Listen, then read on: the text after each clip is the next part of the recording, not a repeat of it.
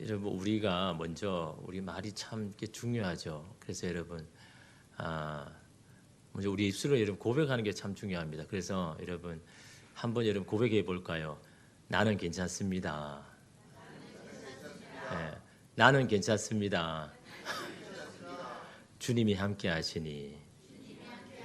예, 내가 괜찮은 이유는 주님이 우리와 함께 하시니까요. 근데 여러분 그걸요 말로 이렇게 뱉는 게 중요합니다. 뱉을 때 그때 이런 믿음이 들어오는 것이지요. 믿어져서 말해서 믿음이 생기는 게 아니라 우리가 말로 뱉을 때 그게 그 말에 여러분 힘이 있어서 우리 가운데 이렇게 믿어지는 거죠. 그래서 여러분 이 말에는요 힘이 있습니다. 그럼 어떤 말을 하느냐에 따라서 그 생각이 바뀌기도 하고 행동이 이렇게 변화되는 것이 바로 이 말의 힘이죠. 그래서 여러분 무심코 내뱉은 말도요 이게 힘이 있습니다. 여러분 우리가 내뱉은 이 무심코 내뱉은 말은 뭡니까? 우리가 이미 오래전부터 사용하는 그런 단어들이잖아요. 그죠? 여러분 그것은 뭘 이야기하십니까? 이미 우리가 가지고 있었던 생각들이요. 그게 습관화되어 가지고 우리 입술로 그냥 고백되어지는 겁니다. 그래서 여러분 어떻습니까? 내 안에 이 습관화된 말은요. 생각보다 먼저 나온다라는 이 사실 여러분 이 참 중요한 겁니다. 그렇지 않습니까? 어떤 내가 생각 공부를 해보고 곰곰이 말하고 말하는 것보다 이미 내가 입술로 이미 이 습관화된 말이 먼저 나오는 게 이런 생각보다 이게 먼저 앞서잖아요. 그죠? 그 이유는 이미 우리는 오래전에 그 생각을 가지고 있기 때문에 그게 여러분 내 마음에 있는 것이 내 입술로 나온다고 여러분 예수님 말씀하셨지 않습니까? 그러니까 우리가 생각보다 먼저 나오는 것은 이미 우리가 그걸 생각하고 있는 거죠. 그래서 여러분 어떤 마음을 가지느냐가 참 중요합니다.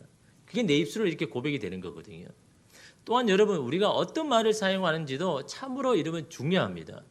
그 뱉은 말대로 여러분 우리의 생각에 영향을 주고 여러분 생각은 또 우리에게 행동을 영향을 주기 때문에 어떤 말을 하느냐에 따라서 우리의 행동이 달라질 수밖에 없다라는 거죠. 그래서 여러분 예전에 그 세계적인 권투 선수인 알리가요 항상 시합을 나갈 때마다 이런 말을 했죠. 나는 반드시 승리할 것이다. 근데 여러분 자기가 무심코 이런 말을 했는데 그런 말을 할 때마다 자기가 승리를 하더라라는 겁니다. 그게 경험이잖아요. 그 다음부터는 계속해서 내 입술로 그렇게 고백하는 겁니다. 시합이 있을 때마다 나는 반드시 승리할 것이다.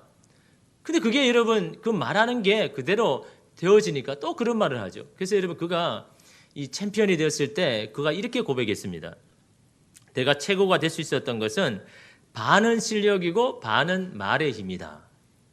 말의 힘이 얼마나 큰지를 경험해 보니까 알더라라는 거죠. 실력만 뛰어나가지고 여러분 승리한 게 아니다라는 겁니다. 이 말을 어떤 말을 하느냐가 너무나 중요하다라는 거죠. 말의 힘. 여러분 이게 성경에도 여러분 나온 말입니다. 말의 힘이 여러분 어떠냐는 것은요. 여러분 신약 성경에 보면요. 여러분 나오지 않습니까? 이 말의 힘이 굉장히 야고보서에 보면 이 말의 힘이 어떤지를 여러분 잘 말해주고 있는 겁니다. 그래서 이런 말에 어떤 말을 쓰느냐가 이게 참으로 여러분 중요한 겁니다. 그래서 여러분 어떤 이 높이뛰기 육상 코치는요 이런 말을 했습니다. 그 봉을 넘기 전에 먼저 마음으로 넘어라. 마음으로 못 넘으면 진짜 행동으로도 못 넘게 되어 있다라는 것을 말하는 거죠. 여러분 내 마음이 이건 내가 못 넘겠다 하면요 행동은 그렇게 못 넘게 되는 겁니다. 근데 내 마음이 이건 정도는 내가 넘을 수 있겠다라고 그렇게 생각하면요 내 몸이 그렇게 반응을 해서 넘어가게 되는. 이건 여러분 이 육상 코치가 경험으로 하는 거잖아요. 자기가 생각하는 게 아니라 진짜 그런 마음으로 가지고 오니까 마음으로 먼저 넘으니까 진짜 행동으로 넘어지는 것을 경험하니까 여러분 선수들에게 그렇게 격려하는 겁니다. 먼저 네 마음 다치면 안 돼. 네 마음이 못한다고 여기면 여전히 너 안 되는 거예요. 그냥 마음으로 넘어라 라고 말하는데 여러분 마음이 넘기 전에요. 먼저 말이 먼저 넘어야 되는 거죠. 그래서 여러분 우리가 이 말이 얼마나 중요한지 우리가 알게 됩니다. 그래서 여러분 기도도 말이잖아요. 그렇지 않습니까? 기도도 하나님 앞에 우리가 드리는 여러분이 말하지 않습니까? 우리의 입술로 드려지는 이 말요. 근데 이 입술에 드리는 말이 결국 우리 안에 있는 하나님에 대한 생각, 그 마음 아닙니까? 기도 속에 우리의 관심과 생각과 믿음이 여러분 들어있다라는 거죠. 그래서 기도하는 것도 중요하지만 기도의 내용이 중요한 게 그 이유인 거죠. 기도의 내용은 곧 나의 마음이기 때문에, 나의 생각이기 때문에. 그래서 어떤 기도를 하느냐에 따라서 내가 어떤 마음을 지금 가지고 있느냐가 보여지기 때문에 기도의 내용은요 참으로 중요합니다. 그래서 여러분 오늘 말씀도 여러분 다윗의 이러면 시지만 사실 이게 기도 아닙니까? 굉장히 긴 여러분 이 기도문입니다. 그 기도문 속에 우리는 다윗이 어떤 마음을 가졌는지를 우리가 이런 캐치해야 되는 거죠. 왜 이게 중요합니까? 다윗이 지금 이 기도를 하는 여러분 이 상황은요, 환란의 한 가운데 있을 때 지금 그 기도를 하고 있는 겁니다. 이런 환란 가운데 지금 어떤 마음을 가지고 반응하느냐. 그래서 여러분 우리가 어떤 문제를 해결할 때요, 가장 중요한 것은요, 그 문제에 대해서 내가 어떻게 반응하는가, 그게 참 중요한 겁니다. 그래서 여러분 오늘 25장의 25편의 말씀을 보면서 다윗은 정말 이 환란의 한가운데 어떻게 반응을 하고 있는지 그의 기도의 내용을 통해서 여러분 우리가 깨달아야 되는 겁니다. 우리도 다윗처럼 이런 환란의 한가운데 있을 때 이런 믿음으로 반응하고 기도로 내용이 이렇게 된다 그러면요, 오늘 우리도 다윗이 거기에서 건짐을 받은 것처럼 우리도 동일하게 우리의 그 가운데도 우리가 건짐을 받을 수가 있다라는 거죠. 그래서 여러분 오늘 말씀을 이렇게 보면요, 가장 먼저 다윗은요, 환란의 한가운데 있을 때 그의 시선을 주님께 두었다라는 거죠. 이게 말처럼 뭐 당연한 거 아니냐 그러는데 여러분 이게 당연할 수가 없는 겁니다. 여러분 그렇습니까? 여러분 습관적으로 내가 환란을 당할 때 먼저 내 눈이 여러분 하나님을 향하고 있습니까? 그럼 여러분 아무 문제가 사실은 없습니다. 그런데 여러분 그런 환란 가운데 이 시선이 하나님 앞에 안 향해지니까 이게 문제 아닙니까? 그래서 여러분 오늘 1절 말씀에 다윗이요 뭐라고 이야기합니까? 여호와여 나의 영혼이 주를 우러러 보나이다. 가장 먼저 입술을 열어서 한 고백이요, 여러분 이 1절이라면요 다윗에게 있어서 이게 가장 중요하기 때문에 내가 지금 환난 가운데 하나님 앞에 기도해야 할 내용 중에 가장 중요한 거기 때문에 이러면 이 첫 마디로 이를 말하고 있는 겁니다. 주를 우러러 보나이다. 여러분 우러러 본다는 게 여러분 어떤 의미입니까? 마치 여러분 아기 새가요 너무너무 배고파가지고 몇 끼를 굶는 겁니다. 이 배고픈 게 너무 큰 문제 아닙니까? 근데 여러분 아기 새는 어떻게 합니까? 자기 배를 바라보는 게 아니라 어미새를 바라보잖아요. 어미를 향해서 입을 쫙쫙 벌리지 않습니까? 그럴 때 이 우러러 본다는 여러분 이 뜻이 그런 의미입니다. 다시 말하면 다른 건 다 필요 없다라는 거죠.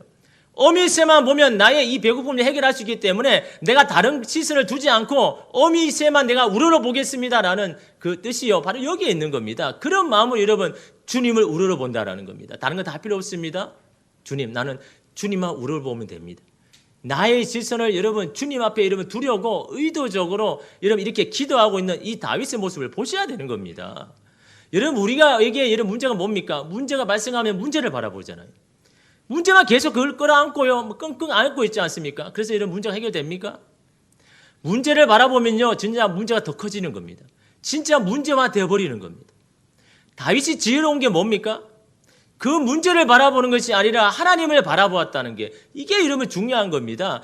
이게 이러면 습관적으로 자동적으로 그냥 하나님 먼저 바라보는 겁니다. 하나님 이런 환난 가운데 있을 때 내 시선이 그냥 하나님 앞에 여러분 이 습관적으로 된다는 것은요, 그만큼 여러분 얼마나 여러분 그렇게 보려고 몸부림쳤을까요?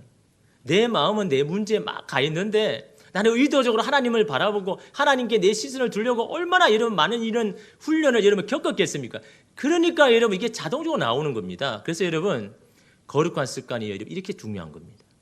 내가 평소에 내가 어떤 반응을 하느냐 이게 굉장히 여러분 중요한 겁니다. 다윗은요 이런 환난 가운데 딱 들어가면 누구를 바라봅니까?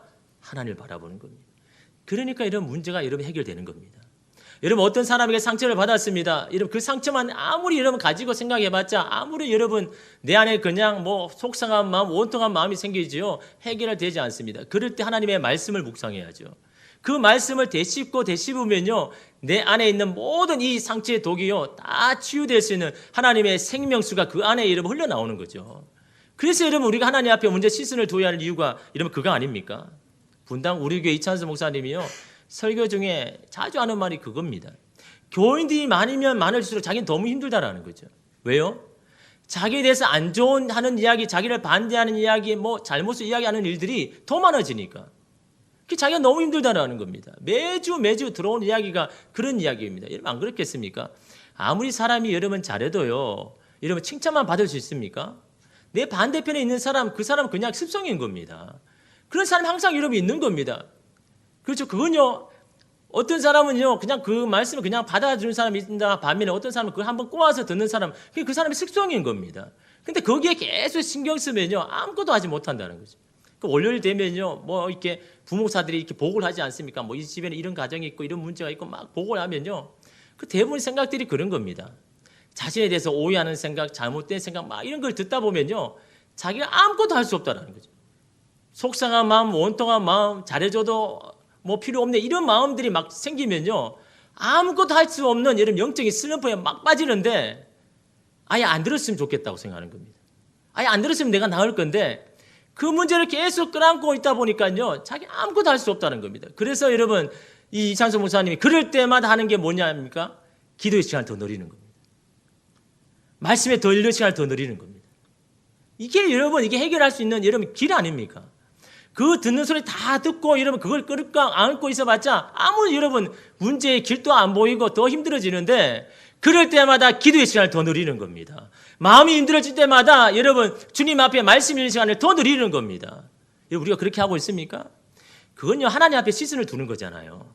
문제에 시선을 두는 것이 아니라 주님께 시선을 두려고 의도적으로도 기도의 시간을 늘리고 말씀 읽는 시간을 막 늘어갈 때 기도하면 이런 바뀌거든요. 기도하면 마음이 이런 풀어지거든요. 기도하면 내 안에 막 이 원통한 마음도 이러면 다 이런 풀려지고 그 사람을 이해할 수 있는 마음이 그 안에 이러면 들어가기 때문에 이런 만약 이 문제 해결을 하지 않고요 막 그런 마음을 계속 이러면 근심했다가 주일날 그 사람 만나면 이러면 어떤 마음이 들겠습니까? 뭐 축복의 말, 위로의 말이 이렇게 나오겠습니까? 아니잖아요. 이러면 여러분 그런 겁니다. 내 안에 여러분 이 마음을 여러분 해결하기 위해서는요 주님을 봐야 되는 겁니다. 여러분 오늘 다 말씀에 여러분 다윗도 여러분 마찬가지입니다. 여러분 한 나라의 왕이기 때문에 여러분 사방에서 여러분 이 다윗을 음해한 사람이 얼마나 많았겠습니까? 다윗이 여러분 아무리 잘해도요 다윗에 대해서 이런 공격한 사람이 주변에 여러분 널린 겁니다. 여러분 그 소리를 여러분 왕이라고 다 안 듣겠습니까? 그 중에 어떤 사람 자기가 여러분 정말 측근에 있던 사람인데 그 사람이 여러분 그렇게 했다면 얼마나 여러분 속상하겠습니까? 그런데 그때마다 다윗은 어떻게 합니까? 그 사람을 찾아가서 막 따지고 멱살을 잡고 변명합니까? 아닙니다. 그 시간에 하나님을 묵상합니다.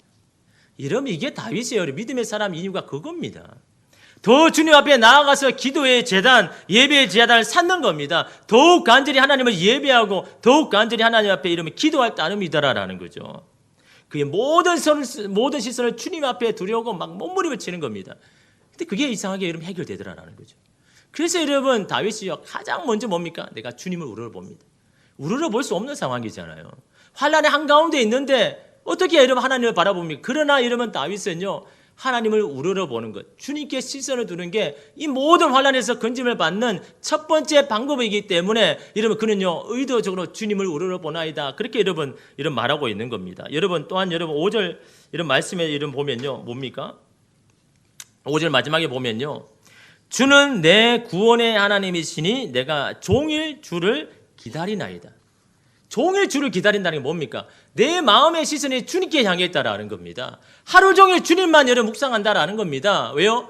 주는 내 구원의 하나님이니까.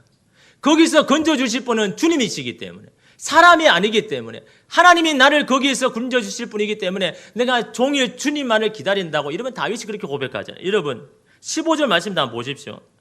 내 눈이 항상 여호와를 바라보면 내 발을 그물에서 벗어나게 하실 것임이기 때문에 내 눈이 항상 하나님을 바라본다라는 겁니다. 시선을 바라봅니다. 왜요? 내 발을 그물에서 벗어나게 하는 것은 하나님이시기 때문에 나의 모든 이 묶인 것에서 벗어나게 하는 것은 하나님이시기 때문에 내가 항상 하나님을 바라본다고 다윗이 여러분 3번이나 여러분 오늘 시편 가운데 주님만을 바라봅니다라고 이러면 고백하고 있지 않습니까? 여러분 이것이요 다윗이 수많은 여러분 순간 위기의 순간 가운데 건짐을 받았던 비결인 겁니다. 이게 기도의 내용 가운데 들어있는 겁니다. 그래 여러분 우리도요 그런 기도의 내용이 들어가 있어야죠. 내 마음 내 생각을 자꾸 이 문제 가운데 여러분 가려고 할 때 그때 나의 시선을 주님 앞에 돌리는 겁니다. 의도적으로라도 하나님 그럼에도 불구하고 주님을 바라보겠습니다. 주님을 기다리겠습니다. 주님만 의지합니다. 이 마음을 여러분 주님 앞에 쏟을 때요 여러분 그때 하나님께서 여러분 그 다윗의 마음 가운데 하나님의 놀라운 은혜를 안 부어주시겠습니까? 여러분 두 번째로 다윗은요 환난 중에 하나님 앞에 길을 묻습니다. 여러분 4절 말씀에 보면요 여호와여 주의 도를 내게 보이시고 주의 길을 내게 가르치소서. 도와 길은요 같은 말입니다. 다 같이 길이라는 거죠. 주님이 길을 보여주시고 그 길이 무엇인지를 가르쳐 달라고 이렇게 주님 앞에 기도합니다. 왜냐하면 여러분 사람이 여러분 당황하거나 어려움 가운데 갇히면요 가장 먼저 나오는 게 뭡니까? 길이 보이지 않는 거잖아요. 그래서 막막하다고 그러잖아요. 어디로 가야 될지 어떻게 해야 될지 모르는 것이 바로 여러분 이 어려움 가운데 나타나는 우리 인간의 가장 여러분 첫 번째 반응 아닙니까? 근데 여러분 사람이 희한한 게 뭡니까? 길이 보이지 아니하면요 모든 것이 다 절망이지만요 조금만 살 길만 보여도 언제 그러냐 하듯이 살아나는 것 이게 여러분 인간 아닙니까? 그죠? 길이 보이지 않을 때는 뭐 아무것도 못할 것 같지만요 살 길이 조금만 보여도 야 이제 나는 살았구나 이제 뭔가 되겠네 이게 여러분 사람이란 거죠. 왜요? 희망은 길이니까요. 희망이 있을 때 걸어갈 수 있으니까요. 그래서 여러분 우리에게 이런 희망이 중요한 건데 그 희망은 어디서부터 옵니까? 주님께로부터 온다라는 겁니다. 주님께 내 길을 묻고 그 길을 가르쳐 달라고 여러분 그렇게 여러분 기도해라고 말을 하고 있는 거죠. 근데 우리가 인생 가운데 낭패를 보는 건 뭡니까? 그 하나님의 여러분 길을 물어보지도 않고 여러분 그 하나님의 지혜를 기다리지 못하고 내 생각으로 결정해 버리니까 이런 모든 문제가 다 이런 발생하지 않습니까? 여러분 조금 늦게 간다고 여러분 항상 손해가 있는 것은 아닙니다. 오히려 늦어도 방향을 바로 잡고 가는 게 그게 이런 빠른 길일 수가 있는 겁니다. 그러기에 여러분 잠시 머물고 주님 앞에 여러분 기다려도 괜찮습니다. 아무런 말씀하지 아니하면 끝까지 여러분 그 자리에서 여러분 지키고내고 기다리면 여러분 되는 겁니다. 그럴 때 여러분 하나님께 때가 되면요 말씀하시는 겁니다. 그럴 때 여러분 우리가 행동하면 얼마나 좋습니까? 돌아갈 필요가 없습니다. 하나님이 주신 마음이니까 그냥 그대로 가면 되는 겁니다. 그럼 여러분 하나님의 이 길을 누가 볼 수 있냐라는 거죠. 하나님의 이 지혜를 누가 받느냐라는 겁니다. 여러분 9절 말씀 우리 함께 읽겠습니다. 온유한 자를 정의로 지도하시며 온유한 자에게 그의 도를 가르치시리로다. 어떠한 사람에게요? 온유한 사람이요. 온유한 사람이 어떤 사람입니까? 유연한 사람입니다. 외골수나 꽉 막혀 있는 사람이 아닙니다. 하나님이 어떤 말씀을 하시든 그 가르침이 항상 열려 있는 자, 이게 여러분 온유한 자 아닙니까? 하나님 어떤 말씀하시든 내가 순종하고 따르겠습니다 라고 그렇게 마음을 열어놓는 사람이 온유한 자인 겁니다. 그런 자에게 하나님께서 가르치신다고 하셨잖아요. 그런 자에게 하나님의 길을 보여주신다고 이런 말씀하고 있지 않습니까? 그러므로 여러분 왜 하나님의 길이 안 보입니까? 왜 하나님께서 안 가르치신 것 같습니까? 여러분의 마음을 보셔야죠. 여러분이 마음이 유연합니까? 온유합니까? 주님의 어떤 말씀하시든 내 마음에 여러분 받아들일 준비가 되었습니까? 내 마음을 열 준비가 되었습니까? 근데 여러분 이게 어렵다라는 겁니다.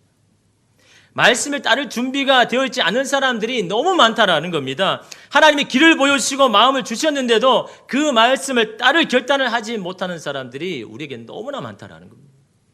하나님 그것은 너무 힘든 길인데요. 저보고 또 그 일을 하라고요. 그것을 보는 것만 해도 지긋지긋한데 어떻게 다시 합니까? 그렇게 하면 뭐도 못하고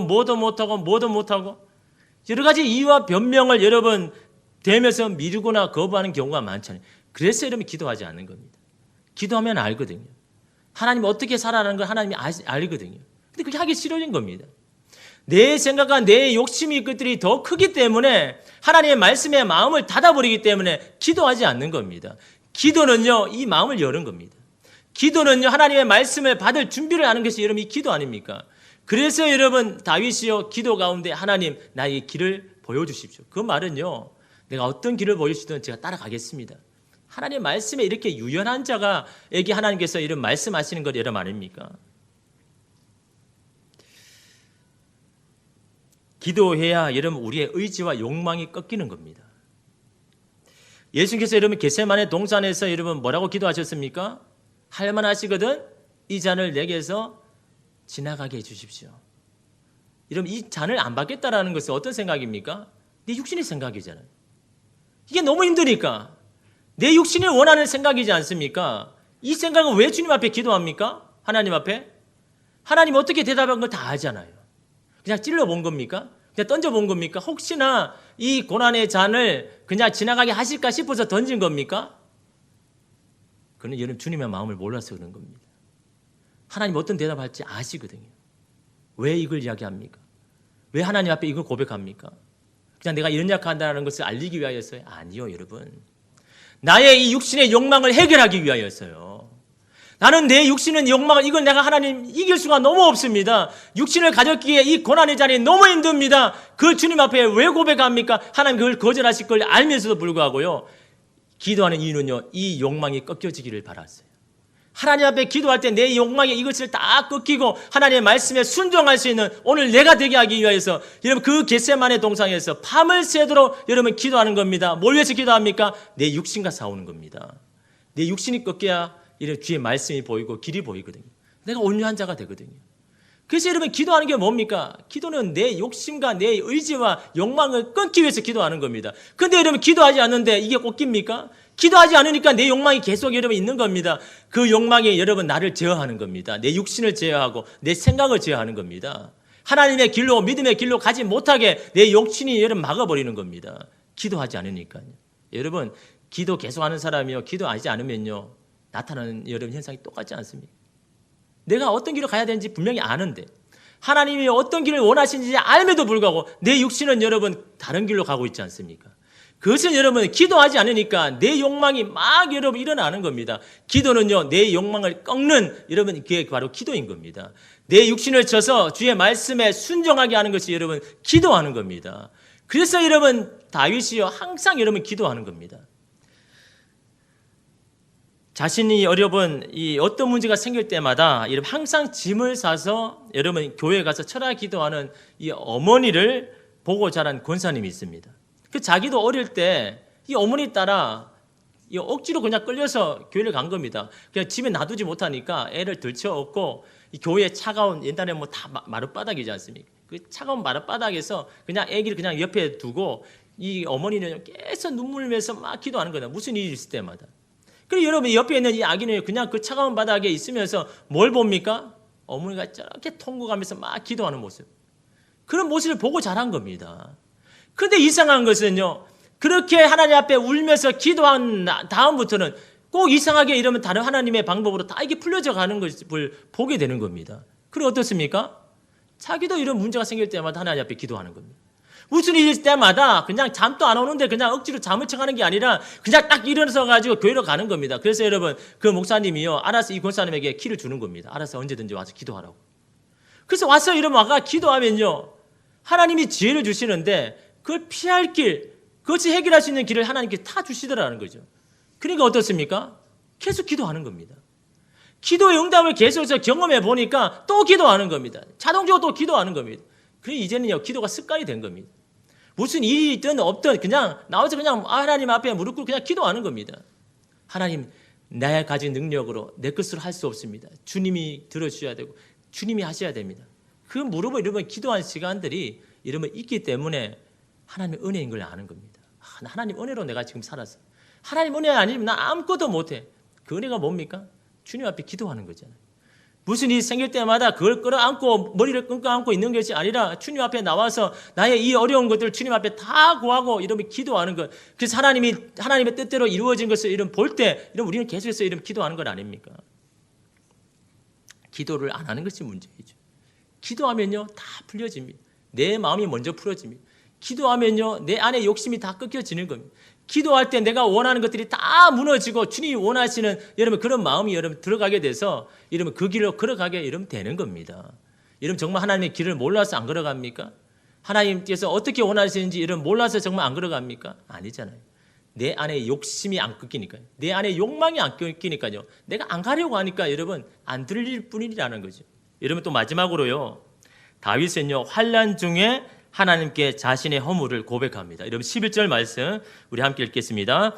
여호와여 나의 죄악이 크오니 주의 이름으로 말미암아 사하소서. 여러분 이게 환난 중에 할 기도입니까? 여러분 대부분 여러분 환난 가운데는 어떤 기도합니까? 억울함잖아요. 나만 손해를 본 것 같고 다 그냥 남 탓하잖아요. 대부분 여러분 그렇지 않습니까? 다윗의 위대한 점이 바로 이거라는 거죠. 환난 가운데 하나님 앞에 이러면 자기의 허물을 주님 앞에 고백하다는 거죠. 내 죄를 사해달라고 이러면 기도하는 겁니다. 이러면 이게 쉬운 일은 아니거든요. 근데 다윗은요 자신의 이 허물을 주님 앞에 기도합니다. 여러분 사실 여러분 100% 여러분 억울한 게 있습니까? 여러분 우리 모두는요 그 사람이 조금 여러분 더 잘못했을 뿐이지 우리의 허물도 있잖아요. 우리의 여러분 죄는 없습니까? 그러나 여러분 그걸 우리는 어떻습니까? 그걸 여러분 작게 여기는 겁니다. 그 사람에 비해서 내가 한 허물들은 그냥 생각하지 않아도 돼. 그렇게 생각해 버리니까요. 억울한 겁니다. 속상한 겁니다. 나만 피해자가 된 것 같습니다. 여러분 교통사고에도요. 100% 여러분 과실이 없습니다. 다 상방의 과실이라고 여기지 않습니까? 그게 이런 퍼센테이지의 문제이지 다 과실이 있다고 여기지 않습니까? 몇 퍼센트라도 이런 과실이 있는 것은 과실이 있다라고 여러분 말하지 당신은 잘못한 게 하나도 없습니다라고 말하지 않지 않습니까? 마찬가지입니다. 여러분 오늘 우리도 이런 마찬가지죠. 내가 이런 100% 여러분 내가 잘못한 게 없다라고 말할 사람이 어디 있습니까? 근데 다윗은 여러분 뭘 하고 있는 겁니까? 아무리 그 사람의 허물과 죄가 크더라도 그는 그 사람의 죄이고 나는 나의 죄라는 것을 여러분 보고 있다라는 겁니다. 다른 사람과 비교하지 않고 내가 하나님 앞에 혹시나 허물이 있는가 그걸 여러분 돌아보고 있다는 거죠. 어떤 순간에요? 환난 가운데 있을 때요. 여러분 이게요. 그게 여러분 이게 다윗이 여러분 하나님의 응답을 받는 비결임을 여러분 우리는 오늘 말씀에 들어와서 여러분 깨달아야 되는 겁니다. 하나님 앞에 뭐라고 합니까? 나의 죄악이 크오니. 자기가 알고 있잖아요. 나의 죄악이 너무 큽니다. 여러분 사실 다윗이 그렇게 뭐 큰 죄를 지은 건 아니잖아요. 자기를 오히려 음해하고 자기를 공격한 사람이 더 죄가 큰 거지요. 다윗은 그렇게 큰 게 아니잖아요. 그럼에도 불구하고 다윗은요, 내 죄악이 크다라고 하나님 앞에 이렇게 고백하고 있지 않습니까? 그 사람은 그 사람의 죄고 나는 나의 죄가 있습니다. 하나님 나의 죄, 이 큰 죄악을 주님 앞에 여러분 고백합니다. 이게 여러분 이 겸손한 자잖아요. 하나님 앞에 겸손한 자. 여러분 주님 앞에 겸손해야 되는 겁니다. 주님 앞에 겸손하다는 것은요, 진실하다는 겁니다. 솔직하다는 겁니다. 정직하다라는 겁니다. 그럴 때 이러면 그 기도가 하나님 앞에 이러면 올라가는 겁니다. 오늘 다윗은 그런 기도를 하잖아요. 특별히 이러면 자기는 그렇게 큰 죄가 아니지만 그런 자기의 작은 허물을요 그냥 경고하지 않습니다. 근데 여러분 왜 다윗이 이런 환난 가운데 자신의 허물과 죄를 고백하는 것일까요? 여러분 그게 다 이유가 있는 겁니다. 여러분 15절 18절 말씀에 나의 공고와 환난을 보시고 내 모든 죄를 사하소서. 뭘 이야기하는 겁니까? 나의 공고와 환난? 이게 나의 허물과 죄와 연관이 있다라는 것을 지금 여러분 다윗이 깨닫고 있다라는 거죠. 내가 이런 상황에 오게 된 것은 분명한 하나님 앞에 내 허물이 있습니다. 하나님 그것을 깨닫게 하시고 그것을 보시고 나의 죄를 사하여 달라고 말하고 있는 겁니다. 왜요? 하나님과 나 사이에 이 꺼리낌이 있으면요 주님 앞에 온전히 나의 기도가 올라가지 않기 때문에 그렇기 때문에 이러면 다윗은 이 문제를 먼저 해결하고 싶은 겁니다. 내 안에 있는 허물 때문에 주님 앞에 온전하게 드리지 못하는 내 안에 그것이 있을까 싶어서 그 문제를 해결하고 있는 이러면 다윗을 여러분 보십시오. 주님 내가 이렇게 어려움을 당한 것을 분명히 내가 주님 앞에서 제대로 살지 못한 나의 허물이 있음을 하나님 보게 하여 주시고 그걸 깨닫게 하여 주시고 하나님 이것을 나에게 사하여 주십시오. 여러분 이 마음을 여러분 받은 하나님이 여러분 감동 안 하겠습니까? 그 기도를 여러분 하나님 안 받으시겠습니까?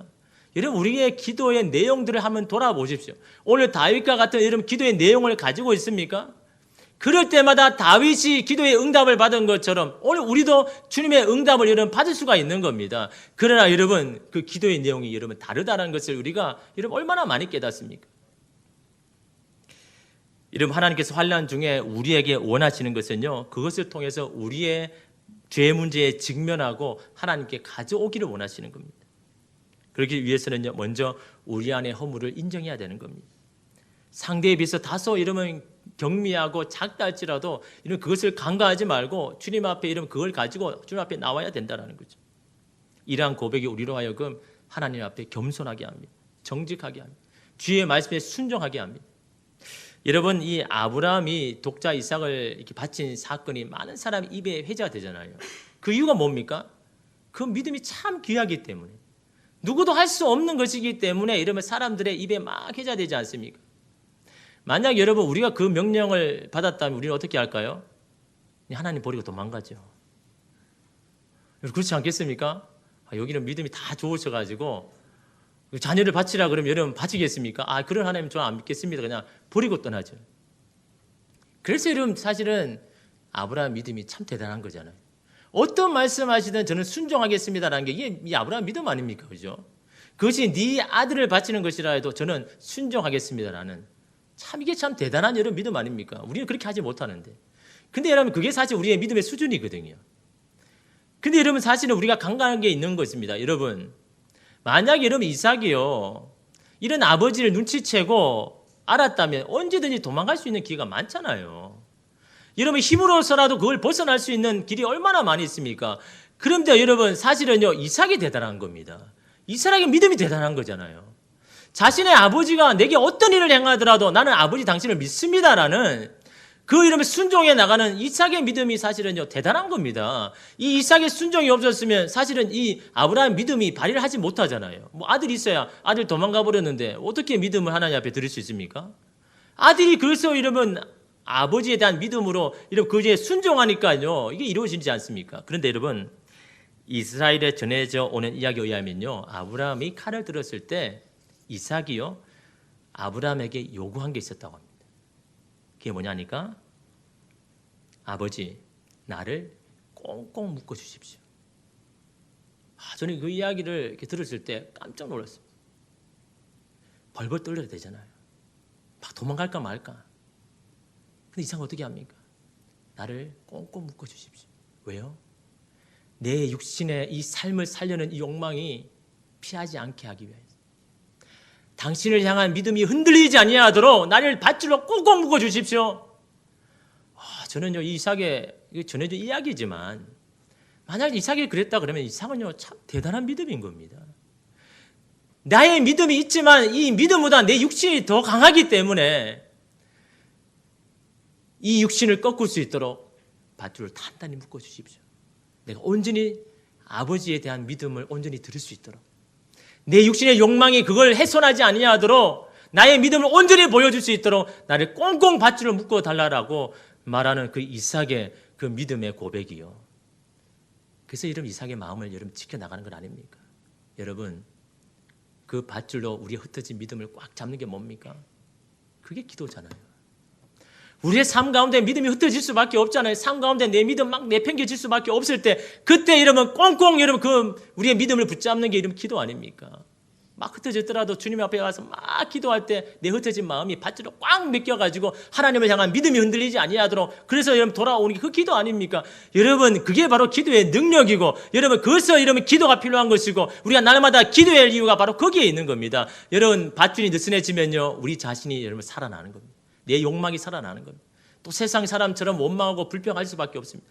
그럴 때마다 기도로 여러분 기도의 밧줄로 꽁꽁 묶어서 우리의 믿음이 흩어지지 아니하도록 온전히 주님 앞에 올라가도록 여러분 해야 되는 것이 바로 여러분 기도 아닙니까?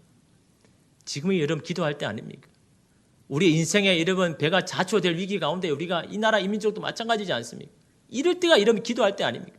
기도로 우리의 흩어진 마음을 주님께 흩어진 마음을 단단히 메어야 할 때가 바로 지금 아닙니까?